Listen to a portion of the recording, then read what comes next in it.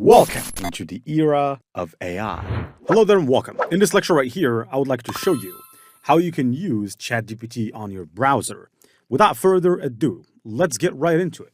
First thing is first, if you want to look for ChatGPT, just go to google.com, look for ChatGPT, and then click the official ChatGPT link, which is going to take you right here, where you can utilize ChatGPT on your computer or browser. I'm using Chrome. It depends on what you're using. But basically, you can use ChatGPT if you have an email account, right? So you just need an account and for free, and you can use it. And like I said, right now, you can use ChatGPT for the most part for really free. You have access to GPT-4o. It is the free alternative to GPT-4, and it is even much better. Since this course is about print on demand, we're going to focus for the most part on print on demand. But I must clarify how ChatGPT functions for the most part. So before we dive in right in any prompts, I want to tell you that ChatGPT can make mistakes, and they themselves have written it right here. ChatGPT can make mistakes. Check important info. As you can see it right there. Now, ChatGPT can make mistakes. It doesn't mean that its responses are not good. It only means that it would be better off if you actually monitor it. Don't trust everything it gives you. Make sure that you control ChatGPT. All right. So here on this right-hand side, notice that you have access to settings, which you can click like that, and you can see if you have a plan. For me, I have the $20 a month plan, the Plus plan. You wouldn't really need it necessarily, simply for the fact because you can use GPT-4o, okay? And there's another plan, which is the team plan, in case you have a team and you want to share ChatGPT with more people. Now here, if I click my GPTs, we're going to come to those later. But as of now, let me show you customized ChatGPT. This is a very interesting feature. It's called custom instructions, in other words. And what it helps you to do, it helps you to prompt ChatGPT in such a way that you program it to become a specific person. So for example, if you want ChatGPT to become an expert designer, you can come over here and give it a persona of an expert designer by typing in expert designer. You can give it an age, 37-year-old man working in, let's just say, Abercrombie or Abercrombie or Combi, I'm not sure, and Fitch, and you can just keep giving it custom instructions. And here you can generally dictate how you'd like it to respond. Personally, in this case, I'm not going to use custom persona or custom instructions because I can just simply use the chat to prime ChatGPT and give it a persona or give it more details instead.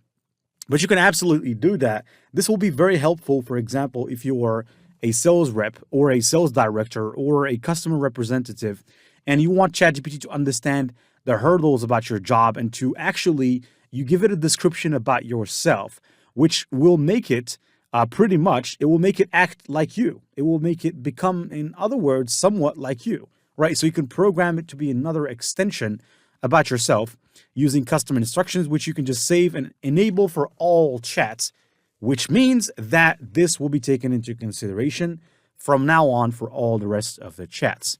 If I click to exit here, we have this option. It's called the settings option. And the settings option here enables you to change the way this looks on the browser. So if you want it to be light, you can just choose light. If you want it to be dark, then it's dark, or system. Dark is actually pretty good. And you can actually choose the language. So if you want the language to be auto-detect, it would be better off for you to keep it as auto-detect, because like that, ChatGPT actually figures out what language you're using automatically without you having to each and every time mention that to it. But if you, for example, just talk one language, you can just mention the language. If it's Arabic, then you just say Arabic or English or whatever language you have. Now, archive chats, I'll let you manage those. These are your chats. You can archive chats and manage them. And basically, when you add them to the archive, even after 30 days, they will not be removed. You can always get access to them. And this is really important because sometimes you have a chat that you don't want to lose. And ChatGPT chats, basically, they get recycled every 30 days.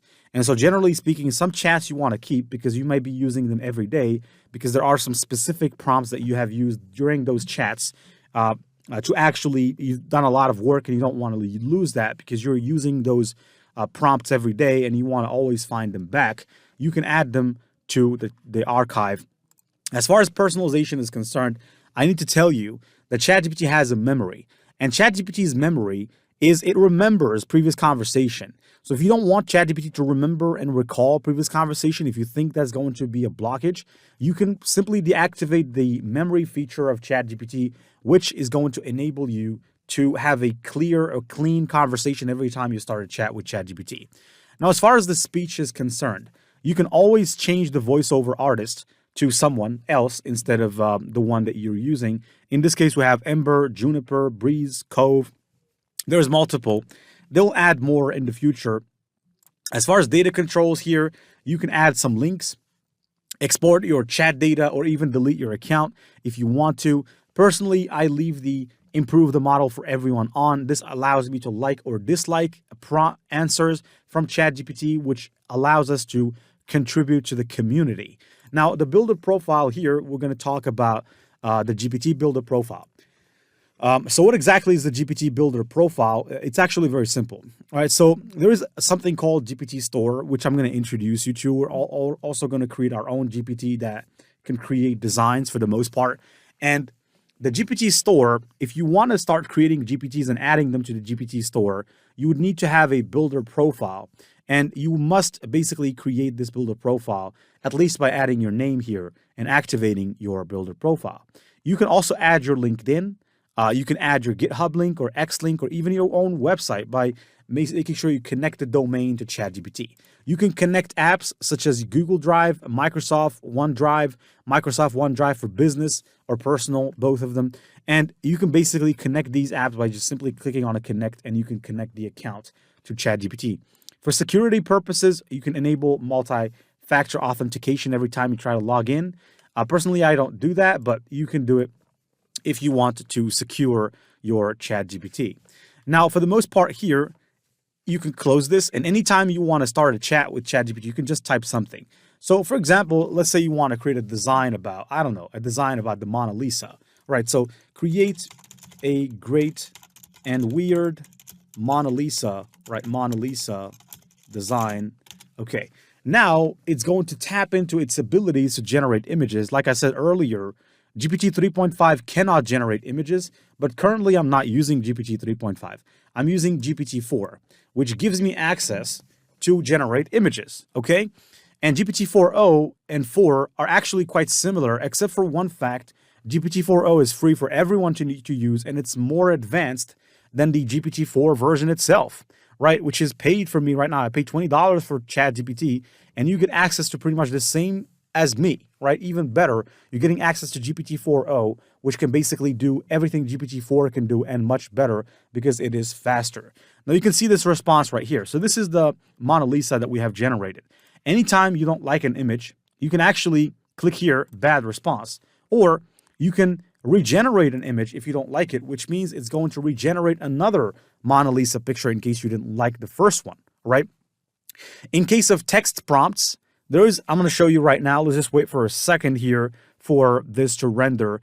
But in case of a textual response, if you get a text response from ChatGPT, you can actually read that by using the ChatGPT mic or the ChatGPT interpreter. So for instance here, we have this. If I click read aloud, it's going to start reading. Here's the surreal reinterpretation of the Mona Lisa with vibrant and whimsical elements. I hope you find it great and weird as requested. If you need any adjustments or additional designs, feel free to let me know. And this voice, it's because I chose it. So that's why this voice comes up like this. You can change the voice from the settings like I explained. Here, we have access to copy the text. And you also have access, if you like this design now, you can say better than before to give them a thumbs up. Now, if you like to change the model, by the way, if you want to use GPT 3.5, it's not generating images. So don't try to use it. But you can switch between models. What this will do is it will basically recreate the image, not using GPT 4o, but this time it's going to utilize GPT 4, right? So it's going to utilize GPT 4 to basically generate the image for you. And so as you can see it right here, this is another image generated by GPT 4 this time, and it looks pretty interesting, doesn't it? And so another thing you can do with ChatGPT, like I said, you can upload images, you can upload files, you can upload a bunch of stuff. We'll get into that later. And if you want to rename this chat, for example, you can right click over here, rename the chat, and I can name it something such as Mona Lisa Weird Design, for example, and I can just be done with it. And if I want to delete a chat, I can just click here on delete. You can archive a chat like this, which means it will not be present here. It will be in your archive. You can go back here to the settings, click settings, and then click here on the archives, data controls. Well, it's actually not here. It's the personalization, general. Okay, general. Manage. And you find here we have the chat. I can always click on it. It will take me back to our chat, which is now archived, meaning it will never be lost. It's in my archive. Now, whenever you want to start a new chat or you want to unarchive this, it will immediately be placed right back here. You can archive it back again. And you can always start a new chat by clicking on a new chat button. You can start a new chat. You can start typing in whatever you want. You can say morning routine for productivity, and it will generate a response. Now, ChatGPT can also be used for many things. Now, we've basically introduced you for the most part to how you can navigate your interface.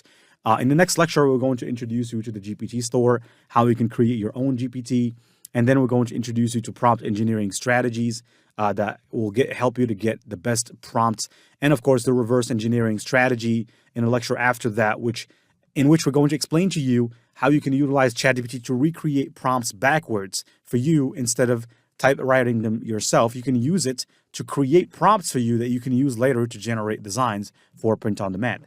Stay tuned for the next video.